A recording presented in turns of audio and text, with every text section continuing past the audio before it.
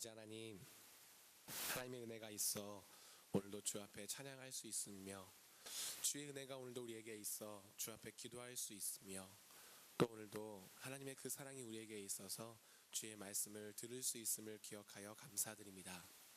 말씀 앞에 겸손한 자로 듣게 하시고, 우리의 마음과 귀를 열어 듣게 하시고, 우리에게 지혜를 주셔서 깨닫는 은혜가 있게 하시며, 그 말씀 앞에 즐거이 순종하는 자 될 수 있도록 오늘도 주께서 우리 가운데 역사하여 주시옵소서. 감사드리며 거룩하신 예수님 이름으로 기도합니다. 아멘. 의학계에서 진짜 그런 말이 있는지 없는지는 잘 모르겠는데, 요즘 세대들이 이렇게 뭔가를 잘 결정을 못해요. 그래서 결정장애 이런 말들을 되게 많이 사용하는 것을 봤었어요. 그래서 뭐 먹으러 갈래? 라고 할 때 메뉴 하나도 잘 고르기가 쉽지 못하는 그런 아이들이고, 심지어 너 대학 가서 무슨 공부하고 싶냐, 앞으로 커서 뭐가 되고 싶냐고 할 때 애들의 대답이 거의 비슷해요. 잘 모르겠어요. 네. 왜 이런 일이 벌어졌는지는 잘 모르겠지만, 한쪽에서는 그 원인에 대해서 아이들이 너무 수동적으로 공부만 하는 삶을 살았기 때문에 자기 주체적으로 뭔가 결정하지 못한 그런 삶이 그동안 너무 지배적이어서 그런 것이 있다고 얘기도 하고, 또 어떤 사람들이 너무 이제 도덕교육 같은 거를 많이 받다 보니까, 그리고 사회에 섞여 살다 보니까 남의 눈을 의식하는 게 너무 많아져서 다른 사람들에게 맞추는 게 오히려 편한 그런 습성이 생겼다고도 하더라고요.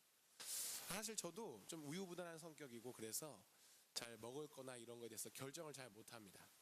네, 우리 아내랑 이제 데이트를 할 때 이제 저희 집은 이제 서울 서북 쪽이라서 홍대 앞에서 자주 만났거든요. 홍대 가보셨어요? 또 서울에 안 사신 분들은 또 서울 그런 데가 있습니다. 예. 홍익대에 가면 거기에 참 먹을 게 많고, 지금은 더 번화했겠죠. 예, 좋은 거 많고 구경할 것도 많고 참 많아요. 근데 아내랑 저녁에 만나서 우리 뭐 먹을까를 가지고 거기를 1시간 반 배회해요. 예. 늘 먹는 건 거의 비슷해요. 김밥집 가거나, 라면집 가거나, 떡볶이집 가거나, 진짜 좀 제가 돈이 있을 때 그때 돈가스 집을 가거나 이러지, 거의 먹는 게 비슷한데 몇 개 안 되는 메뉴 안에서도 선택하는 게 참 쉽지 않아서, 뭐 먹을까, 오늘 뭐 먹을까, 서로 물어봐요. 뭐 먹을래? 뭐 먹고 싶어? 그러면 서로 나는 괜찮아, 나는 다 잘 먹어, 그러니까 너 먹고 싶은 거 먹어, 오빠 먹고 싶은 거 먹어, 이런단 말이죠. 물론 저희 아내가 뭐를 먹든 저랑 먹으면 너무 맛있겠죠. 뭘 먹든 저랑 먹으면 배가 부르겠고, 뭘 먹든 꿀맛이겠죠. 예. 그러나 좀 뭘 먹고 싶을지 알고 싶어서 이렇게 물어보는 저에게 있어서는 좀 이렇게 늘 아쉬웠고, 아내도 물론 저에게 그런 경험이 있었던 것 같아요. 결정한다는 것은 되게 중요한 것 같습니다. 이런 먹고 이런 것뿐만 아니라 내 인생 가운데 특별히 중요한 일이 있고 할 때 어느 길로 갈까, 무엇을 선택할까, 어느 것이 바른 길일까 생각해서 결정 내리는 것은 참 조심스럽고 중요한 일이라고 생각합니다. 세상 법정에서도 판사가 판결을 낼 때 그래서 함부로 내리지 않잖아요. 저 피고인 얼굴이 내 스타일이 아니야, 유죄. 저 사람 살인해서 왔는데 이뻐, 2년, 이렇게 하지 않잖아요. 증인의 증거와 증인의 근거를 두고 법 안에서 판결을 조심스럽게 내야 그 판결이, 혹은 그 판사의 그 판결문이 정당하고 올바르다는 것을 우리가 알 수 있겠죠. 그래서 결정 내리는 것은 굉장히 중요합니다. 근데 믿음의 삶을 살아가는 사람들 앞에서 그 결정보다 더 중요하게 있다는 것을 우리가 오늘 말씀을 통해서 함께 살펴보고 싶습니다. 왜 처음에 이런 얘기를 시작하냐면, 오늘 우리가 말씀을 나누게 되어지는 곳은 제사장의 옷 중에서 가슴에 붙이는 흉패에 관한 이야기를 하는 거예요. 제사장은 우리가 금요일날 설교 말씀 나눴듯이 특별한 옷을 입습니다. 화려한 옷을 입습니다. 그런데 거기에 그치는 것이 아니고 가슴에 붙이는 흉패가 있어요. 여기에 12가지의 보석이 박히게 되어집니다. 그 당시에 제사장이 여자가 있었으면 참 좋았을 텐데, 12가지의 보석을 가슴에 받고 다녀서 좋았을 텐데, 그 당시에는 안타깝게도 다 남자였어요. 그 12가지 보석은 뭘 의미하냐면 이스라엘의 12지파를 의미합니다. 하나님 앞에서 영광스러운 주의 백성으로 살아가는 12지파를 의미해서 각 보석마다 한 지파씩 이름이 도장에 새기듯이 이름이 새겨져 있습니다. 그건 뭘 의미하냐면 아론이 제사장으로서, 특별히 대제사장으로서 하나님 앞에서 제사를 드리고 물두멍을 지나 성막 안으로 들어가 지성소 안에서 여호와 하나님의 영광을 보고 임재를 경험하지만 아론 혼자 가는 것이 아니라는 것을 보여주는 것이에요. 아론이 제사장으로서 그 모든 제사장의 직무를 감당하고 하나님 앞에 서게 되어지지만 그의 가슴 앞에는 항상 무엇이 있냐면 이스라엘의 12지파를 상징하는 12개의 보석이 달린 그 흉패가 있었다는 거죠. 그래서 아론은 혼자 간 것이 아니라 이스라엘 백성을 가슴에 품고 가는 겁니다. 다시 말하면 이스라엘 모든 민족의 대표성이 그 아론이라고 하는 대제사장 가운데 있었던 것이죠. 그래서 아론이 제사를 드려서 피 흘리는 것도, 물두멍에서 손발을 씻는 것도, 여호와의 그 진설병을 지나고 여호와의 등대를 지나서 하나님의 말씀이 계신 법궤 앞에 나아갈 때 그는 혼자 있는 것이 아니라 그는 이스라엘 백성 전부와 함께 여호와 앞에 나가고 있다는 것을 이야기하고 있는 것이에요. 그런데 그 가슴 흉패에 그 12가지 보석만 있는 게 아니고 두 가지가 더 있는데 그게 뭐냐면 오늘 30절 말씀 가운데 나타난 것이에요. 우림과 둠밈. 사실 이거는 어떻게 생겼는지 어떻게 하는 것인지 아무도 모릅니다. 왜냐하면 하나님께서 성경 말씀에서 이 우림과 둠밈에 대해서 이름만 언급하실 뿐이지 어떻게 생겼는지 어떻게 사용하는지 그것에 대해서 알려주신 바가 없어요. 다만 그 용도에 대해서는 알려주었는데 하나님의 뜻이 이것이냐 저것이냐 판단할 때 그 우림과 둠밈을 사용하여서 하나님께서 원하신 뜻이 무엇인지를 이스라엘 백성들이 깨닫고 판결을 내렸다고 합니다. 그러니까 모양도 모르고 어떻게 사용하는지도 모르지만 분명한 것은 그 우림과 둠밈을 통해서 이스라엘 백성들이 하나님 앞에서 하나님의 뜻을 여쭈어 보는 그런 도구로 사용했던 것이죠. 그것이 아론의 그 가슴 흉패 가운데 붙여져 있는 것이에요. 달려져 있는 것이에요. 이건 뭘 의미하냐면요, 이스라엘 백성이 아론으로 대표되는 이스라엘 백성이 하나님 앞에서 은혜를 누리는 자가 되었을 때, 다시 말해서 성막 안에 들어가 자신의 죄 용서받기 위한 제물을 잡아 피를 뿌리고 그리고 그 제물을 번제단에서 태우고 그리고 그 물두멍에서 손발을 씻은 후에 여호와의 임재가 가득한 그 성막 안으로 들어가게 된 자들은 어떠한 자들이냐면 이제 그렇게 하나님의 은혜로 말미암아 죄 용서를 받고 구원의 감격을 누려 성막 안에서 그 천국과 같은 내부를 보면서 하늘나라를 경험하며 살아가는 자들은 어떤 자들이냐면 자신의 삶 속에 가는 그 길의 걸음을 내가 선택하지 아니하고 하나님께서 말씀하신 대로 하나님의 뜻을 구하며 살아간다 라고 하는 것을 우리에게 보여주는 것이에요. 그러니까 우림과 둠밈이 어떻게 생겼느냐, 어떤 용도냐, 어떻게 사용하느냐, 그게 중요한 게 아니라 거기에 담겨져 있는 의미가 중요한 것인데, 그렇게 은혜로 죄용서의 문을 통과한 주의 백성들은 하나님 앞에서 늘 주의 뜻을 물으며 살아가야 된다. 하나님의 뜻이 어디에 있는지 묻고 확인하며 여쭈어 봐서 그 뜻을 구하는 자가 되어야 된다. 내가 오늘도 살아갈 때 어느 길로 갈 것인지, 무엇을 선택할 것인지, 어떤 결정을 내릴 것인지 생각할 때 그것이 나에게 달려있지 아니하고 구원받은 백성은 하나님께 달려있다라고 하는 것을 인정하는 태도가 되는 것이죠. 그래서 그 12지파를 상징하는 가슴 흉패에는 판결을 할 때 사용했던 우림과 둠밈이 함께 달려져 있게 되는 것입니다. 우리의 삶이 그런 삶으로 살아가야 됩니다. 하나님 앞에서 구원받은 자로 살아가는 인생을 고백한다면 그리스도 예수의 피로 말미암아 죄 용서 받아서 이제는 더 이상 주님을 모르는 존재가 아니라 하나님을 알게 되었고 주님을 만나게 되었고 주님 앞에 설 수 있습니다 라고 고백하는 그 은혜와 감격 가운데 서 있는 자들은 무엇을 함께 고백해야 되냐면, 하나님, 내 가는 발걸음의 그 길이 나에게 달려있지 않습니다. 내가 결정해야 될 그 어떤 사항들이 나에게 달려있지 않습니다. 하나님이 내게 말씀하시고 하나님께 내게 뜻하시는 것 앞에서 내가 들어야 되고 물어야 되고 순종해야 됩니다 라고 하는 것을 우림과 둠밈을 통해서 우리가 오늘 함께 보게 되어집니다. 그래서 성도가 삶을 살아갈 때 하나님께 그렇게 나의 길을 묻는 것, 나의 길을 여쭈어 보는 것, 확인하는 것은 굉장히 중요하고 반드시 있어야 될 일들 중에 하나예요. 하나님은 우리가 그렇게 주님 앞에서 하나님 나를 향한 주의 뜻이 무엇입니까? 나를 향한 주의 그 원하시는 바가 무엇이며 어떠한 것을 오늘 내가 선택하기 원하십니까? 묻는 것은 주님께서 참으로 귀히 여기시고 아름답게 여기시는 성도의 삶의 태도입니다. 그런데 우림과 둠밈은 단순히 그렇게 주님의 뜻을 물어보는 것에 있지 않아요. 그냥 단순히 판결하는 것에 있지 않아요. 하나님의 자녀가 주님 앞에서 그 뜻을 묻는 것, 그것도 너무나 아름답고 좋은 일이죠. 우리의 자녀들이 부모를 어떻게 하면 기뻐하게 해줄까? 엄마 아빠 생일날 무슨 선물 필요하세요? 엄마 아빠 뭐 드시고 싶으세요? 엄마 아빠 내가 어떻게 했으면 좋겠어요?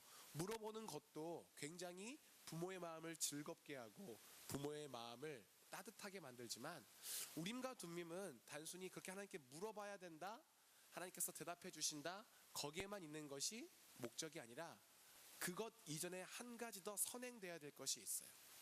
그건 뭐냐면 하나님께서 말씀하실 것인데, 하나님께서 응답하시고 하나님께서 너에게 대답하실 것인데, 그러한 자가 주의 말씀을 듣게 되어졌을 때 순종함으로 나가야 될 것까지 우리에게 말씀하시고, 그 순종하는 마음이 선행되어질 때야 비로소 우리가 우림과 둠밈을 통해서 보게 되어지는 나의 삶 속에서 하나님의 뜻을 구합니다 라고 하는 신앙 고백이 의미가 있게 되어진다는 것이죠. 요즘은 많이 쓰지 않지만 그런 말이 있어요. 답정너. 답정너 무슨 말인지 아세요? 네. 답은 정해져 있으니 너는 내가 원하는 답만 하면 된다. 네. 그런 거 있잖아요. 저희 아내 같이 뭘 먹어도 좋은 아내가 있는 반면, 네. 뭐 먹고 싶어? 아무거나 오빠가 좋은 거 먹어. 그러면 삼겹살 먹으러 갈까? 삼겹살은 냄새 나지 않을까? 아 그래? 그러면 김치찌개 먹으러 갈까? 김치찌개는 옷에 튈 것 같은데. 그러면 돈가스 먹으러 갈까? 돈가스는 좀 느끼한 것 같아서 결국은 지가 먹고 싶은 스파게티를 먹으러 가요. 네. 우리의 삶이 하나님께 뜻을 묻는다, 뜻을 구한다, 너무 귀하고 아름답고 중요한 거죠. 그런데 우림과 둠밈은 하나님의 뜻을 묻는 것에 초점이 있는 것이 아니에요. 거기도 중요한 의미가 있지만 그게 완성이 아니에요. 우림과 둠밈을 통해서 우리가 보게 되어지는 것은 하나님께서 너희에게 응답하시고 말씀하실 것인데, 그렇게 응답하시고 말씀하시는 뜻 앞에서 너희는 순종하는 자로 살아가야 된다라고 하는 것까지 우리에게 요구하고 있는 것이죠. 하나님께 기도하고 주님의 말씀을 묻고 하나님께서 원하시는 것이 무엇인지 막 물어봅니다. 그런데 하나님께서 응답하시고 대답하시고 확신을 주시고 성경을 통해, 설교를 통해, 말씀을 통해 우리가 깨닫게 하셨을 때 우리의 마음이 때때로 그 하나님의 응답이 마음에 안 들 때가 있을 수 있잖아요. 그럼에도 불구하고 우리는 어떻게 해야 된다? 하나님이 우리에게 우림과 둠밈을 통해서 자신의 뜻을 보여주셨듯이 우리에게 자신의 뜻을 알리셨으니 하나님의 말씀 앞에 우리가 순종하는 자가 되어야 그 죄사함과 깨끗해함과 하나님의 인재 앞에 서게 되어지는 제사장처럼 하나님 앞에 올바른 백성으로 살아가고 있는 것이다 라고 하는 것을 우리에게 지금 말씀해 주고 있는 것이죠. 순종할 마음이 없으면서 물어보는 것이 무슨 의미가 있겠습니까? 하나님께서는 구원받은 백성이 살아가야 될 인생이 바로 여호와 하나님께서 말씀하시는 것 앞에 순종하는 삶이라는 것을 우리에게 지금 이야기해 주고 계시는 것이에요. 여러분, 때때로 교회를 하면서도 그럴 때가 있습니다. 우리가 주의 뜻을 묻고 하나님의 역사하심에 대해서 우리가 간구하면서 우리가 무엇인가 간절히 매달릴 때가 있습니다. 하나님께서 그럴 때 교회 앞에서 응답해 주실 때가 있고 말씀해 주실 때가 참 많이 있습니다. 비전을 주실 때가 있고 꿈을 꾸게 하실 때가 있습니다. 그런데 중요한 것은 무엇이냐면 우리가 그 말씀 앞에서 어떠한 태도로 나아가냐가 참 중요한데, 우리에게 그런 안타까움이 종종 발견되는 것 같아요. 내가 생각해도 좋은 것, 내가 생각해도 이건 맞는 것 같아, 내가 생각해도 이것은 참으로 빛나는 거고 아름다운 거고 효과적인 거야 라고 하는 일 앞에서는 우리가 굉장히 기꺼이 순종합니다. 즐거이 순종합니다. 하나님, 이 교회가 아름답게 예배드리기 위해서 좋은 예배 처소를 우리가 만들겠습니다. 더 화려하게 짓겠습니다. 하나님께 찬양 잘하기 위해서 좋은 시스템을 구하겠습니다. 이 자리가 풍성히 모이기 위해서 우리가 많은 사람들을 전도하겠습니다. 우리가 어려운 일을 돕겠습니다. 이렇게 좋아 보이는 것들에 대해서는 맞아, 이게 하나님의 뜻이야, 내가 순종해야 되라고 생각하면서 기꺼이 순종하고 즐거이 순종하고 하지 말라고 시키지 않은 것까지 우리가 할 때가 종종 있습니다. 심지어. 그런데 때때로 하나님께서 우리에게 주신 응답과 우리에게 하신 대답이 우리의 생각과 다를 때도 있다는 거예요. 광야의 길을 갈 때 하나님께서 인도하시는 그 길이 광야의 40년 길입니다. 지중해 해안길을 따라 2주를 걸어가면 도착할 수 있는 그 길을 하나님께서는 40년이라는 기간 동안 돌리십니다. 그러나 그것이 우리의 생각 가운데 이해가 되지 않는다 할지라도 주님께서 그 성막에서 구름을 통해서 그들을 인도하신다면 우리가 묻는 것에 그치는 자가 아니라 우리가 순종하는 자까지 될 수 있어야 되는 거죠. 광야의 길을 갈 때도 그냥 안전한 길로 가면 좋겠는데 때로 주님께서 어떤 이방 민족이 있는 그 한가운데를 지나가라고 말씀하십니다. 우리의 생각으로 이해되지 않고 우리의 생각으로 용납되지 않습니다. 하나님께서 요단강이 평상시에는 수심이 얕지만 하필 그 강이 범람하여서 창궐할 시기 가운데 너희가 그 강을 건너라 말씀하십니다. 심지어 홍해는 갈라주시고 건너라 말씀하시지만 요단강은 그 물이 넘칠 때 일단 네가 가봐, 일단 네가 발을 디뎌, 그러면 물이 멈출 거라 말씀하신다. 우리의 생각 가운데 이해되지 않고 우리의 생각 가운데 용납되지 않고 내가 하기 싫은 것 앞에서 하나님께서 우리에게 요구하시고 명령하신다면 그때 여러분들의 반응은 어떠하시겠습니까? 내 생각에 좋은 거, 맞는 거, 합당한 거, 그것 앞에 즐거이 순종하고 기꺼이 순종했듯이 내 생각과 다르고 내 생각에 이해되지 않고 내 생각과 맞지 않는 것을 말씀하실 때에도 여러분들이 충분히 순종하시고 기꺼이 순종할 마음이 있으신지. 우린과 둠밈은 점쟁이가 점괘 볼 때 사용하는 그런 도구가 아니에요. 부채도사 아세요? 부채도사를 아는 분은 굉장히 오래되신 분이에요. 네.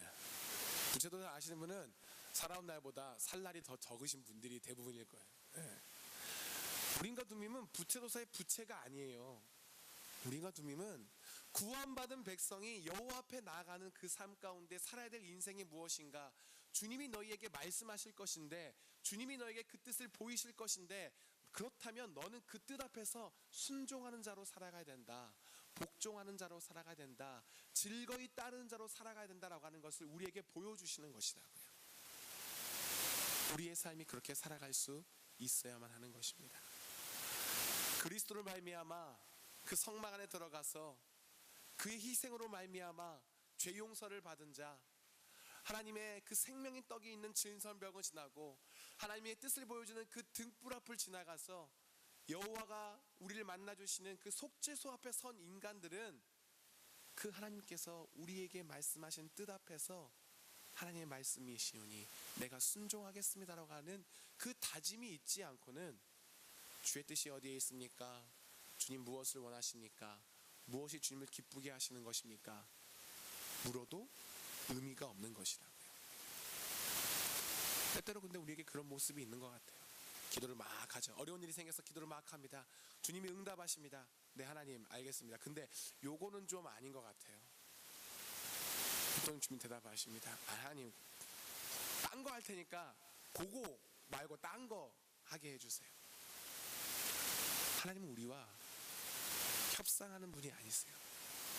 우린과 둠밈은 그분이 우리에게 말씀하실 것이고 그분이 우리에게 말씀하신 것 앞에 우리는 기꺼이 우리의 삶을 드려야 함에 대해서 이야기해주고 있는 장면이 되는 것이죠.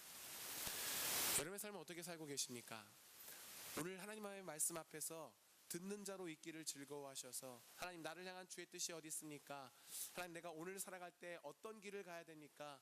하나님 그 길에서 내가 어떤 것을 손에 쥐어야 되고 무엇을 선택해야 됩니까? 묻는 인생을 살아가십니까? 그리고 그 묻는 인생도 참으로 귀하지만 그보다 앞서서 하나님, 내 삶 가운데 주님께서 함께 하시오니 내가 그 뜻 앞에서 순종하겠나이다 라고 하는 그런 다짐과 결단이 있으십니까? 그 길이 광야와 같고, 그 길이 적군의 소굴로 가는 것 같고, 그 길이 요단강 앞에 맞닥뜨린 것 같아도 우리는 순종할 수 있어야 됩니다. 마지막 구절 한 번 더 같이 읽어볼까요? 28장 30절 말씀. 너는 우림과 둠밈을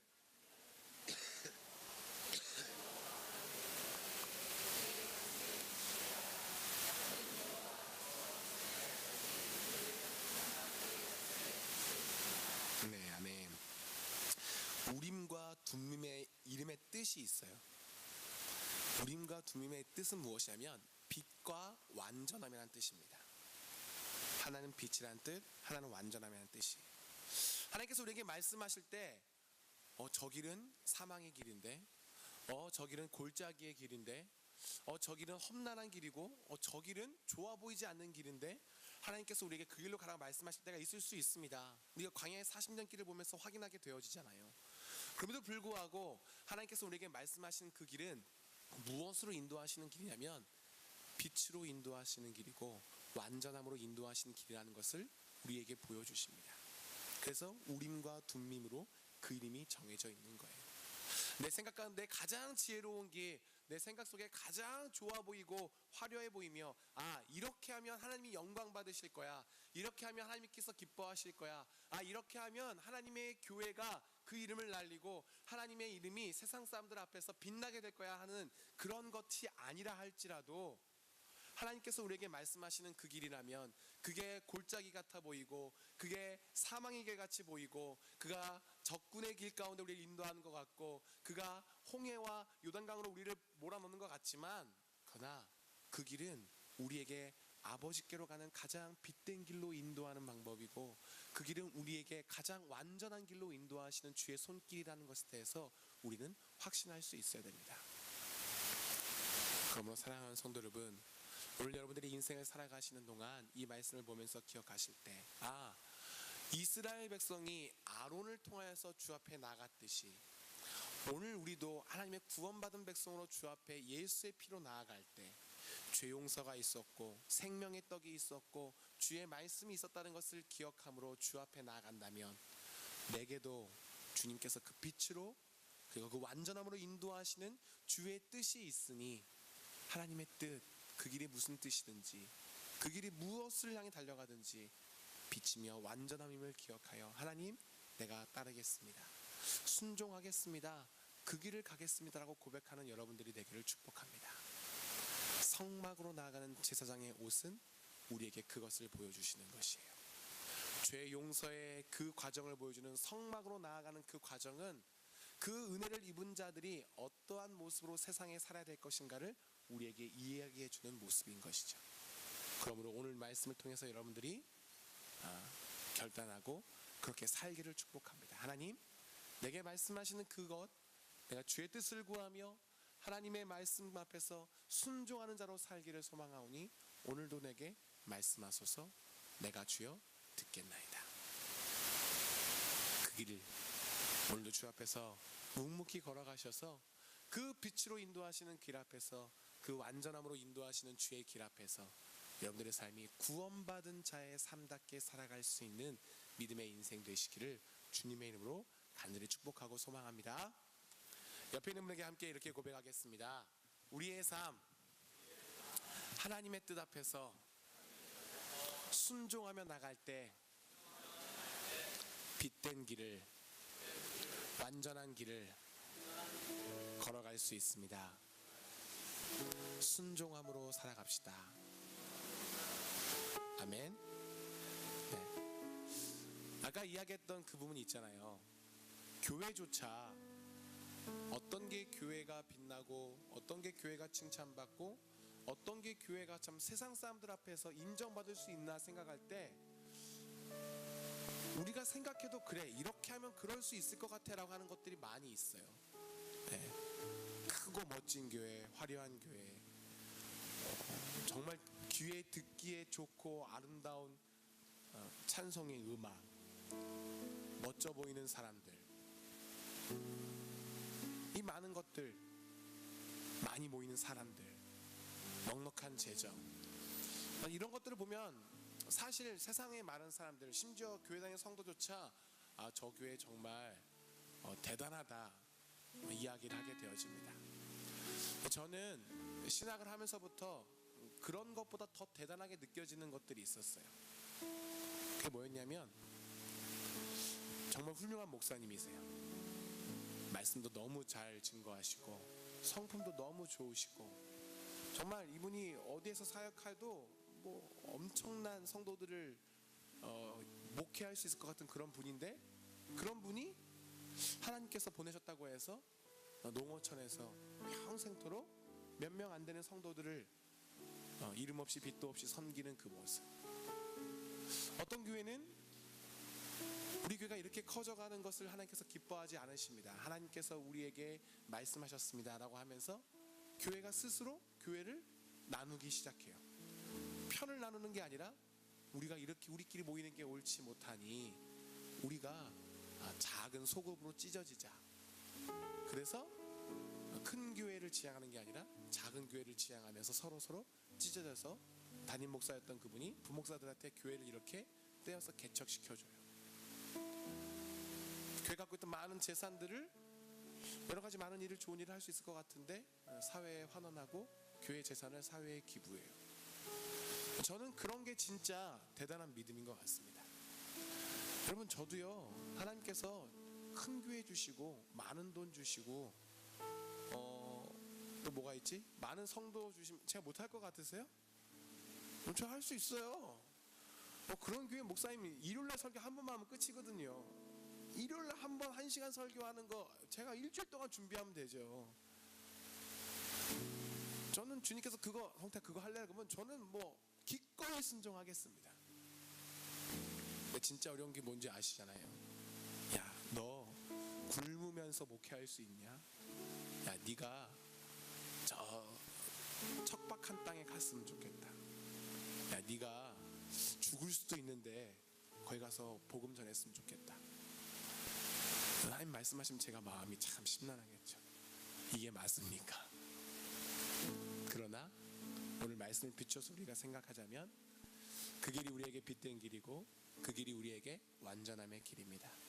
그 길이 우리에게 하나님 앞에서 순종해야만 하는 길이고, 그 길을 걸어갈 때 구원받은 자로서의 백성된 그 삶이 올바르게 나타나기 시작하는 것이죠. 살아계신 여호와 하나님, 여러분과 교제하신 하나님, 여러분과 대화하고 싶어 하신 하나님, 오늘도 여러분들의 인생 가운데 순간순간마다 하나님의 뜻을 말씀하시고 하나님의 뜻을 가르쳐 주시고 여러분에게 이야기하실 것이에요. 잘 들으실 때 주님의 이름으로 간절히 축복하고 소망합니다. 여러분의 마음에 드는 것이든 안 드는 것이든 여러분들이 기꺼이 순종하며 주 앞에 나갈 때 하나님 여러분들의 인생을 사용하시고 복 주시고 아름답게 하실 것이에요. 그러므로 주님 말씀하시옵소서, 이 종이 듣겠나이다 고백하시면서 그 우림과 둠밈이 보여주었던 구원받은 자가 순종해야 될 그 인생 앞에 여러분들로 기꺼이 나아갈 수 있는 믿음의 삶 되기를 축복합니다. 함께 찬양할게요.